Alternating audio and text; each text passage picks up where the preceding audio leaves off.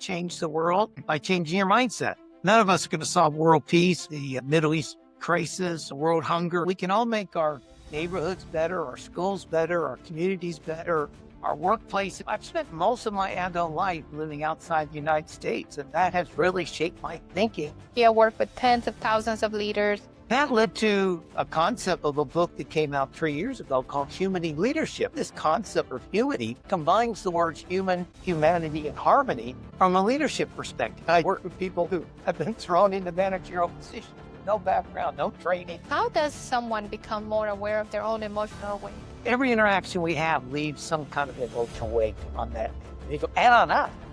Welcome to Rosabel Unscripted, the podcast where authenticity meets real life stories. I'm your host, Rosabel Zohfeld, and in each episode, I dive into unscripted conversations about personal growth, life challenges, and the experiences that shaped us. From heart-to-heart chats with inspiring guests to raw moments of self-discovery, I am here to share stories that connect us all. Whether you're seeking motivation, healing, or simply a dose of real talk, you are in the right place. So get comfortable, tune in, and join me on this journey of transformation, empowerment, and meaningful conversations. This is Rosabel Unscripted. Hello, everybody. Welcome back to another episode of Rosabel Unscripted podcast. I'm your host, Rosabel Zohfeld. I am thrilled that you're here with us today.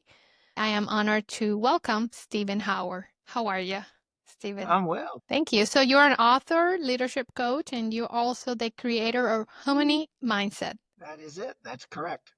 Awesome. So you have a new book. Got a new book came out. It came out late last year called HumonyMindset, Change the World by Changing Your Mindset. And I don't talk about, none of us are going to solve world peace or the Middle East crisis or world hunger or anything like that, but we can all make our neighborhoods better, our schools better, our communities better, our workplaces better. So we can change the world bit by bit, and then collectively and collaboratively, we can combine forces to have a bigger impact. It starts with us. So you change the world by changing your own mindset. That is awesome. It seems like it invites us to focus on what unites us rather than what divides us and so on, based on every decision and interaction. Compassion, kindness, peace, respect.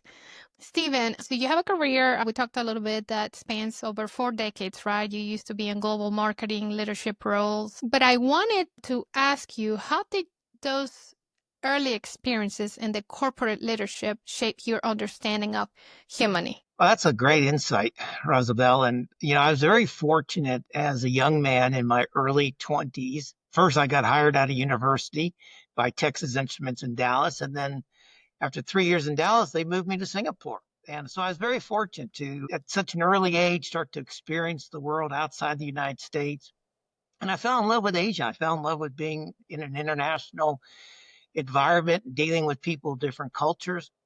And that has really shaped my thinking over the years. So I ended up living in Singapore for 21 years. And then I moved to Australia. I lived outside Melbourne for 12 years. I came back to the United States for, 6 or 7 years when my father had some health issues, and I was his primary caregiver before he passed on. And then when COVID hit, I moved to Mexico City. And so I sat out COVID in Mexico City, where there are fewer restrictions, and had a really good time there. So I've spent most of my adult life living outside the United States, and that has really shaped my thinking. Like you said earlier, we have so much more in common than we have differences, yet we tend to focus on those differences, which is a shame. That's one of the things I like to talk about having more things in common. And you're right, when we are able to go abroad and see different cultures and experience different ways of thinking, our mind just opens up. There is not just one way of doing things, right? Kind of like what Americans said, there's more way to skin a cat, right? Yeah, absolutely. So you had a transition into coaching and mentoring that began 25 years ago, right? And it seems like you have worked with tens of thousands of leaders. But what was that moment when you realized that compassion, human-centered decision-making were missing in so many organizations? Well, I was doing a lot of facilitation work, which is basically classroom workshop work. And I had so many young people come up to me. And by young, I mean in their early mid-20s to 30. They're in their first managerial position and they're struggling to lead people. And they've had these bosses who were more dictatorial, more control freak type bosses. But that wasn't them, and they couldn't lead that way authentically. And so they were looking for ways and help and guidance on how do I lead and still be myself. I don't want to be my boss who says my way or the highway. And so I spent a lot of time working with these young folks and mentoring them and coaching them outside the classroom as well. And that's how I got into coaching. I went basically from a workshop facilitator doing 2, 3, 4-day training programs to taking people one-on-one and working with them and developing their people leadership skills. And that led to a concept of a book that came out 3 years ago called Humany Leadership. So I started this concept of humany, which combines the words human, humanity, and harmony from a leadership perspective. And as I rolled that out and introduced it to people, people really thought this is a great way, particularly coming out of the pandemic. Leadership had to change coming out of the pandemic, and leaders had to become more people-centric, people-focused in their leadership styles and the leadership behaviors. And from that, once that book came out and I started talking to people, I realized that that concept could extend outside the workplace. And so that's where the HumonyMindset book originated from or developed from, was that taking some of those ideas from a leadership perspective and applying to our own lives as human beings who need to make our communities, our schools and neighborhoods nicer and more friendly, people-centric. So, humanity, and harmony. Harmony. Absolutely. Wow. When I started talking to people for that leadership book, I asked people, what is harmony like in the workplace? And people laughed at me and said, there's no such thing as harmony. We have more drama than harmony. And I said, well, it doesn't have to be that way. And, my research showed that there were some workplaces that have a great deal of harmony. And even within large corporations where there's a lot of drama and conflict, inside those little subsets, those little departments, those little teams, you'll find high functioning, highly creative, highly productive teams who are working in harmony. It can be done, absolutely. And in your book, you also stress that we cannot let what divides us to undermine what actually unites us. Can you share an example of a story or scenario from your own work where actually adopting a humany mindset can make a concrete difference in how a team or company solve the problem? Well, in the workplace, it's that ability to understand and allow people to bring their whole selves into the environment. So as a coach in the workplace environment, when I emphasize humany, one thing we often find is like in teams, the introvert doesn't speak up, but often the introvert has great ideas, or we dismiss someone because they're young, because they may not have 15 years of experience, but they have new thinking. So one of the stories I like to tell, remember the movie Gorillas in the Mist about I can't remember her name, Diane something, the lady who was working the jungles of in Africa studying the gorillas. Well, when Hollywood went to make that movie, and as they had one of these pre-production meetings, they were sitting around a big table. You had people around the table, and you had all these other people, kind of interns and others around the outside of the table. And somebody presented the fact that it was going to take longer for the gorillas to feel comfortable with the actors. And therefore, the filming was going to take many months longer than anticipated, and the cost was going to go up by $15 or $20 million, if I recall the story correctly. And, this being Hollywood, $15, $20 million, no big deal. Yeah, we'll just go find some more money, and that's what we'll have to do. So they put it in the budget.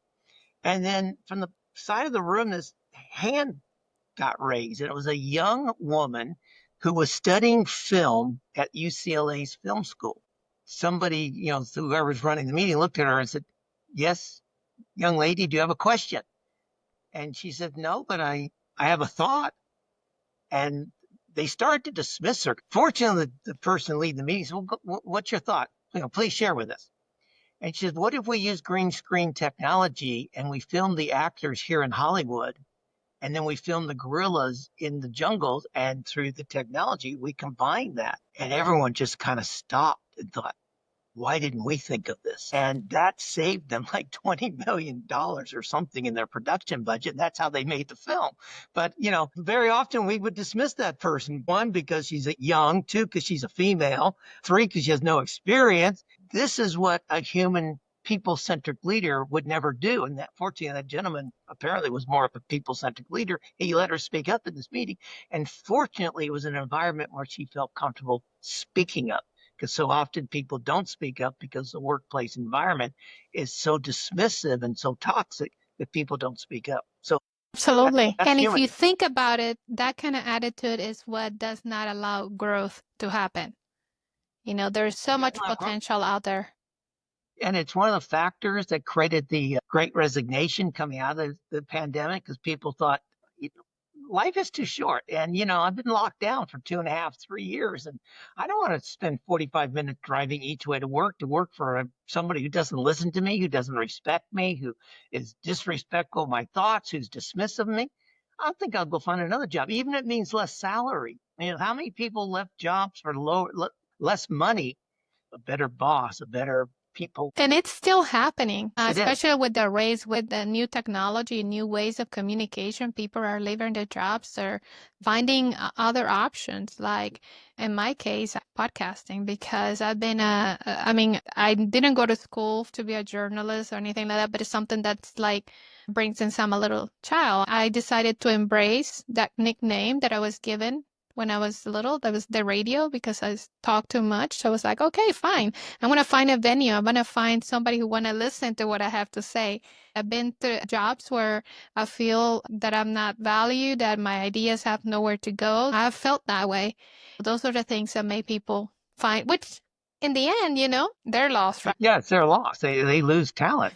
My gain, by the way. Yeah, and one of the sad things here is this is not a gender issue.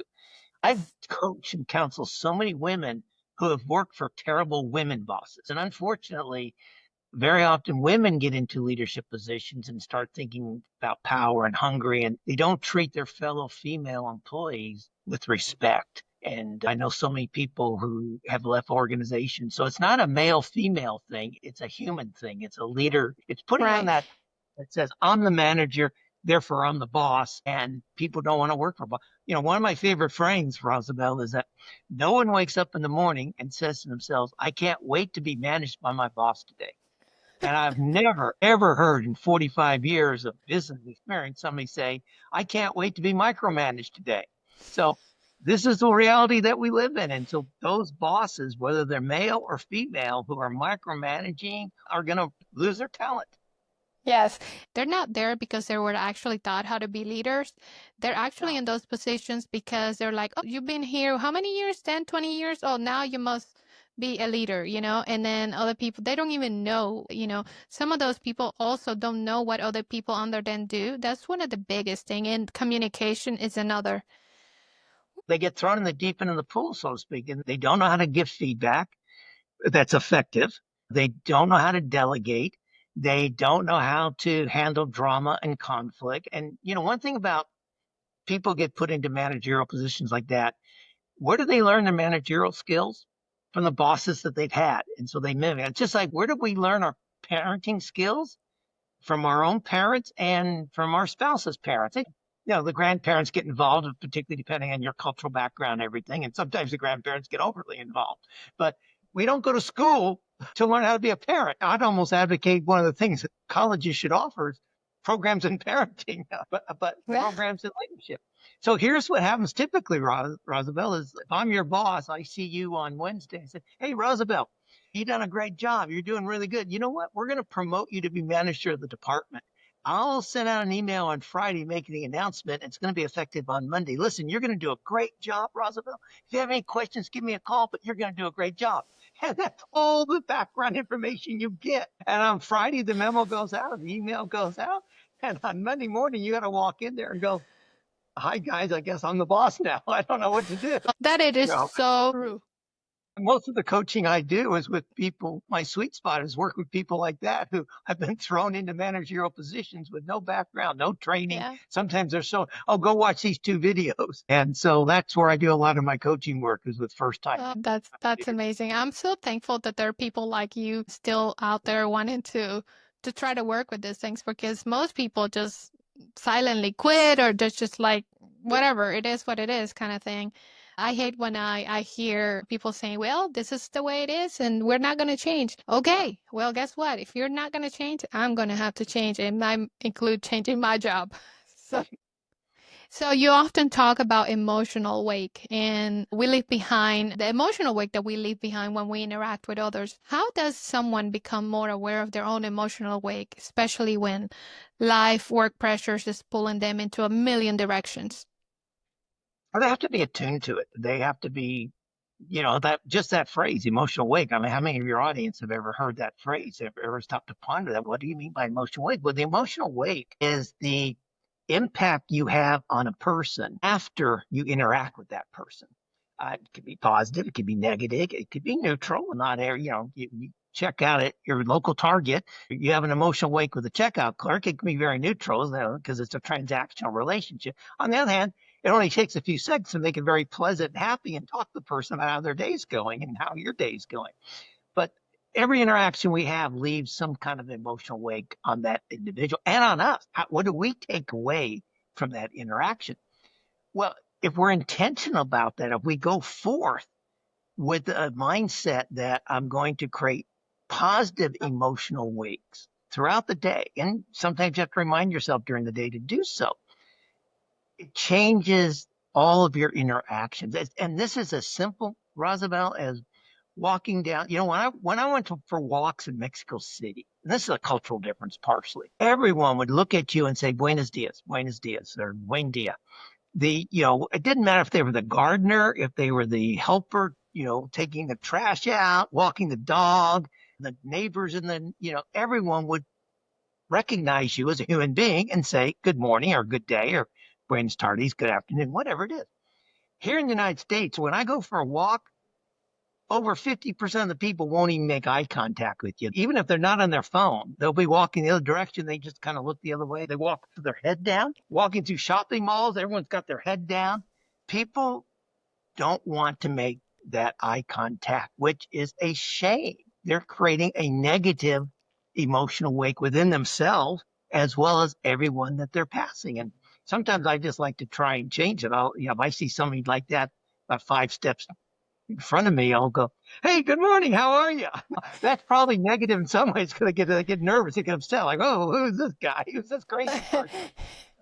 I So hear other you people, because the Colombian in me is always very cheerful and out there, yeah, and it's actually interesting to see the reaction when you're like, I'm going to work and I'm like, and some of them look at me like, What's wrong with her?" kind of thing. I'm like, well, what's wrong with you? Good well, morning to everybody. look, here's your mindset. I mean, I talk to people. I said, when you go to work, and look, people like to gossip. Everyone's going to gossip, and everyone's going to say, Yes. "Why don't you be the one person for next week? I want you to be the one person every day. You have to tell yourself every morning, don't say a negative thing about anybody or anything. And when somebody says, 'Oh, I can't believe so and so did this,' can you believe blah blah blah?" Just either leave the conversation or make a neutral comment. Well, maybe there was something else going on in their life at the time. Let's not be too judgmental. And boy, the reactions that they get. What do you mean don't be too judgmental? Well, we don't know what's going on in their life. Maybe their parent was sick. Maybe their child was sick. Yes. They missed a deadline. But that's a mindset change, and that's how you change the world. You can change the world just within your work group by having a mindset that says, I will not speak negative about anybody. I won't speak negative about a situation. And Exactly. that changes the dynamics of your group. And if a leader would do that, if a leader would say, you know what, I'm not, from now on, we will not speak negatively of coworkers, of our colleagues, of our customers, of our vendors, even if they do something wrong. We are not going to rush to judgment. We will not speak badly or poorly about other human beings. That's Yes. my role for my team. Boy, what a different team that would be. Yes, I learned in training how to manage. I think when I was introduced into nursing, like bedside nursing, when you do your shift change and then you want to give the patient like an easy comfort, like, hey, it's my time to leave, but now here's nurse so and so. She's gonna come in, she's gonna do a great job. So that kind of stuck with me, like manage up the next person coming to you, just talking, great things. There's no point of talking negativity about somebody because I've known many people that somebody gave a bad picture already. Luckily, I'm one of those that I don't like to go over impressions other people tell me about others. I want to get to know them. I want to get to know, is it really true that they actually, that might be the way that they were perceived by this other person, but total different change. We got a great conversation here going on. Have I gone with the idea of this other person that told me horrible things about them? I probably would have been like, closed down to what's today a great relationship. Yeah, how many times have we all in our lives met somebody who had really different background than us? Maybe they didn't speak our language or speak it as clearly as we do. Maybe they didn't go to college where we did, or whatever it happens to be. And then our immediate reaction is, well, we're not gonna. Right. And we all Months deserve a chance, right? That's how I and felt months when I later, we first. find out, wow, that person's kind of neat. And that person has, talk with that person. How many times have our initial judgments about people been wrong? Fortunately, most of the times we're able to enjoy that mistake we make. One of the things I like to tell people, no one is perfect, but also no one is 100% imperfect. And yet sometimes we think of somebody, somebody does something bad, somebody does something terrible, somebody loses their temper in the hospital, in the emergency room, and you're there, they can't do that. They've had a meltdown, but that doesn't make them up. That is not there. And you can't judge them on that one incident, Exactly. no matter how bad. Maybe the doctor got so mad that he hit a nurse. Totally unacceptable. But that's not everything about that doctor. You can't judge that person on that one incident for whatever reason. Now, if he hits 5 or 6 nurses, no, that's unacceptable. Yes. Yeah, that's what you have to understand, that you can't judge people on one incident. And what advice would you give to leaders who perhaps want to transform their culture, but they feel that there's a lack of authority or perhaps even budget initiatives or anything to implement what they want to achieve? Well, I'm going to back up and share my definition of a leader. A leader is anybody who leads other people. So a leader can be a supervisor. A leader can be a team leader, a manager. So we're not talking about just people in the C-suite to begin with.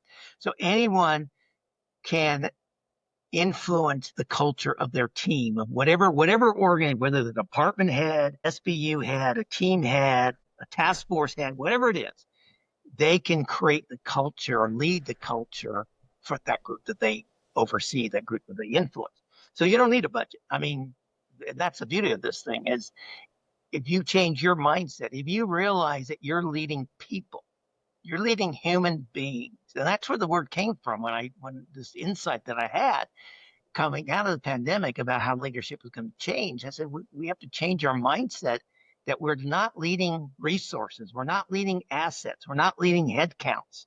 We are leading human beings. And those human beings are all different. So we can't lead everyone the same way. You've got 5 people on our team, even though have the exact same background, which they won't because there are going to be some differences. Some might be introverts, some might be extrovert, some might like public praise, some might get upset about public praise. We have to lead each person individually and treat them as individuals. And then secondly, the second mindset change that we have to make is we have to realize that stress is one of the leading health indicators, or stress causes many of our health issues. Stress impacts our heart, but also stress impacts our brain. And therefore, in high stress environments, people cannot make optimal decisions. So we have to manage stress in the workplace as a leader. And we have to manage our own stress, number one.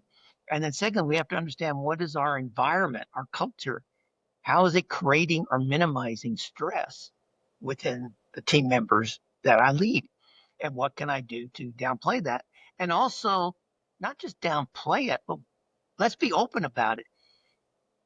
If someone's burnt out, they need a mental break. If I come to you, Rosabel, and say, you're my boss, say, Rosabel, I was exercising last week and man, I really hurt my back. If I come to you, Rosabel, and say, maybe not you, but most people say, Rosabel, my brain is fried. I've been working a lot of hours. I'm tired. I'm stressed. I can't think straight. I'm going to go home for a couple hours, take a nap. The typical boss would say, Stephen, pull up your socks, get back in the game. Don't be a wimp. You're not going home to take a nap. We treat mental unwellness differently than we treat physical unwellness and our perception of it. And we shouldn't, because that incapacitated thing means I'm just wasting my time. I'd be maybe making bad decisions for the company if I am burnt out, if my brain is fried. You should make me take a nap, because otherwise I may cost the company a lot of money. Does that make sense? Absolutely. And you know what? I like someone in Asia Perhaps China. I've seen some videos of workers taking naps. They actually get how important that is. Could that ever be true here in America? Well, you should, particularly in a high stress environment. You're in the medical industry, doctors and nurses and orderlies, and you should have little rest stations. I know in some nurses' rooms, they do have a couch or something you can catch it, but that's there typically because nurses are working back-to-back shifts and, they need a little rest. But then you don't need to have back-to-back shifts. You just need to have one very tiring, upsetting shift. I mean, if you lose two patients in the morning, not through your fault, but you have two casualties come into your emergency room, and unfortunately they both pass on. That's going to affect a few people, and they may need to Oh, take yeah. 30 minutes off to just clear their head or go outside and walk and realize there was nothing else they could do. I haven't heard. I used to work in the emergency room many years ago, and I haven't heard of any place doing that. If I learn about something, that'd be awesome.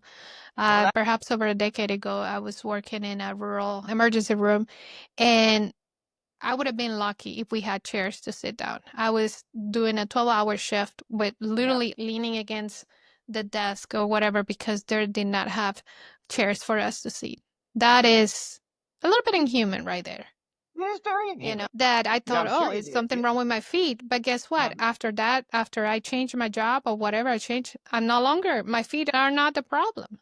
I mean, Yeah, but anybody would develop plantar fasciitis after being 12-hour shifts standing straight. there's research I did for a previous book that shows that when someone has been awake for 20 hours, their brain is effectively running as if they had 0.1% alcohol in their bloodstream, which is not drunk yet. But once they hit 24 hours, their brain is effectively acting as if their blood alcohol is 0.08. For most countries, that's the legal limit for drinking. In Australia, it's 0.05%, which would mean they're legally drunk. Now, they're not drunk, but that's the impact on their brain. Any leader would understand that in any industry. People in Texas, in the oil industry, people work double shifts in the oil and out on the rigs and stuff, out in the fields, in the chemical factories. If you've got an employee who's been working nonstop 16, 18, 20 hours, a human leader would put him in an Uber and send him home. Human leader would say, hope you drive safely, hope you get home okay, and let them drive. And your brain can't operate when you've been awake that long, not as effectively, not as optimally. Sleepiness is the leading cause of automobile accidents in the United States. And part of it's related to people working long hours or not getting sufficient sleep in between shifts. Absolutely. But talking back about your book, what would you say is a chapter or principle that you feel resonates most with readers and why? In the new book, HumonyMindset, Change Your Mindset, Change the World, the chapter that came with the concept called the Power of Five. And the people come back to me and say, boy, it really works. It's amazing. And they kind of enjoy it. So the Power of Five is very simple. If you set out in the day to have a positive, goes back to that emotional wake we talked about, a positive interaction with five people. It could be as simple as holding the door open for somebody at a store. It could be helping someone get their groceries into their car. You see a mother in a supermarket a lot, and she got the baby and she got her groceries, and you just offer to help out. Little things like that. Five people, and if each of those five people or somehow inspired to do the same thing to five others, that would be 25 more people. Now you have indirectly impacted 30 people. If those 30 people all did, let's just say four, that would be another 120. Now you got 150. It spirals so exponentially, so quickly. So I call it the power of five. And in the book, I've got various scenarios of 555 or 554 or 543. But you can have an indirect impact on thousands of people a week just through the power of five, just by having five intentional, positive, kind, peaceful, respectful interactions with people each and every day. And that's the one that people go, wow, I never thought. Now, the same thing also happens. If you have five negative interactions a day, you could also negatively impact thousands of people a week. So which would you rather have on your tombstone at the end of your life? Your positive impacts or your negative impacts? So again, it's a mindset change. Absolutely. What's next for you? Well, I'm working on a new book. And it's going to take the concept of HumonyMindset one step forward. So the mindset obviously is the brain, your mind, your thinking. I'm going to bring a spirituality aspect to it. And so that's the one I'm researching. I started writing, and it's going to be a very different type of book for me. But it won't come out till 2026. It's not something that's going to be written very quickly, but I'm really enjoying the research and the thinking that I'm doing about it. And so part of the concept of humany is understanding that it is best to focus on what we can control, not what we can't control. Now, taking that a step further, almost in the same line we've been talking about, we can't control the why of other people.